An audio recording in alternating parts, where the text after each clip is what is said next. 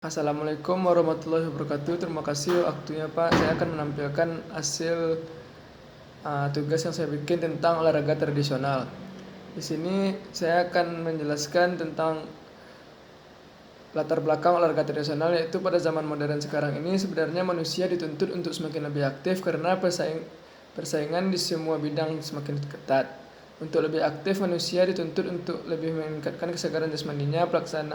Pelaksanaan pendidikan jasmani merupakan salah satu sarana dalam rangka pembinaan mutu sumber daya manusia Indonesia.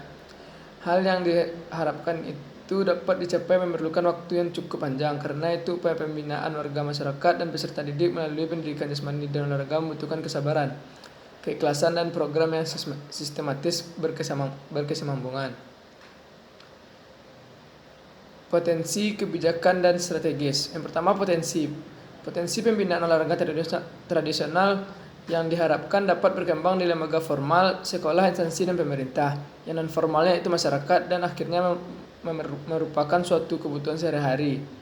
Jika ini dapat ditingkatkan kualitasnya, akan merupakan suatu potensi sumber bibit olahragawan berbakat yang memacu kepada tingkat kebugaran jasmani masyarakat, jumlah guru penjas dan pelatih olahraga atau pembina olahraga, jumlah pelajar dan masyarakat berolahraga yang besar, tingkat perkembangan pariwisata melalui olahraga tradisional. Yang kedua, kebijakan.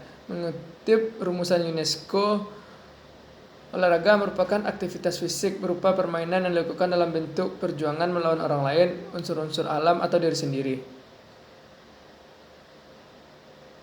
Untuk mencapai tujuan yang diinginkan, maka perlu diterapkan kebijakan pokok seperti A. Meningkatkan pengertian kepada masyarakat luas akan arti pentingnya pembinaan olahraga tradisional di kalangan pelajar, pegawai, instansi, atau organisasi kemasyarakatan. Yang B. Mengkoordinasikan pelaksanaan tugas dengan organisasi dan lembaga keolahragaan serta instansi negeri atau swasta dengan usaha pembinaan olahraga tradisional sesuai dengan tugas dan tanggung jawab yang meliputi pelaksanaan teknis, tenaga pelaksana, pendanaan, dan sarana prasarana. Yang ketiga, strategi. Mengadakan pendekatan dengan berbagai terkait pemerintah daerah, Diparda, kalangan dunia usaha, serta lembaga swadaya lainnya. Yang kedua, membangkitkan motivasi lembaga-lembaga pendidikan TK, SD, SMP, dan SMA di daerah-daerah untuk menjalankan pembinaan sambil menata sistem pengembangan olahraga tradisional dan mekanisme menuju ke jenjang pembinaan selanjutnya. Implementasi dan pengembangan olahraga tradisional. Yang pertama itu wadah dan jenjang pembinaan. FPOK, Dinas Olahraga, pemerintah daerah provinsi sesuai tanggung jawabnya membentuk wadah dan menyusun program pembinaan olahraga tradisional secara terencana dan berjenjang melalui sentra olahraga tradisional, program pemantapan bagi mahasiswa yang akan melaksanakan kuliah kerja nyata, praktek kerja lapangan. Yang selanjutnya, lembaga pengabdian kepada masyarakat. Sasaran program yaitu sasaran prestasi, sasaran tertuju pada pembinaan yang terprogram dengan pengertian seluruh komponen pelatihan meningkat secara progresif setiap tahun. Beberapa prinsip yang diterapkan adalah guru penjas, instruktur pembina olahraga perlu menganalisis tentang motivasi peserta terhadap kegiatan olahraga tradisional. Yang kedua, hasil evaluasi kompetisi olahraga tradisional. Yang ketiga, prediksi pembinaan setiap catur bulan dengan titik kulminasi pada event atau kegiatan terkait dengan hari bersejarah, misalnya HUT RI, Hardiknas, Haornas, dan Persini.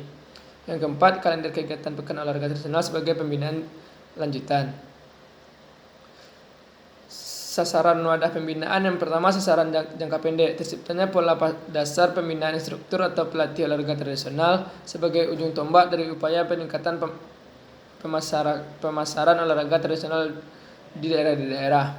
Terciptanya pembinaan yang terpadu pada perkumpulan olahraga tradisional di daerah dengan meningkatkan koordinasi yang baik dan dengan dilaksanakan FPOK, Dinas Olahraga, kepala sekolah, organisasi masyarakat, dan Pemda setempat. Sasaran jangka panjang.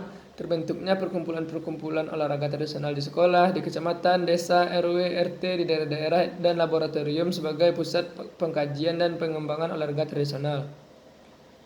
Upaya yang dilaksanakan, pemantapan mekanisme perorganisasian memerlukan memberikan kesempatan seluas-luasnya kepada guru penjas dan pembina olahraga untuk melaksanakan kegiatan olahraga tradisional dalam rangka usaha meningkatkan kebugaran jasmani serta kesegaran sosial.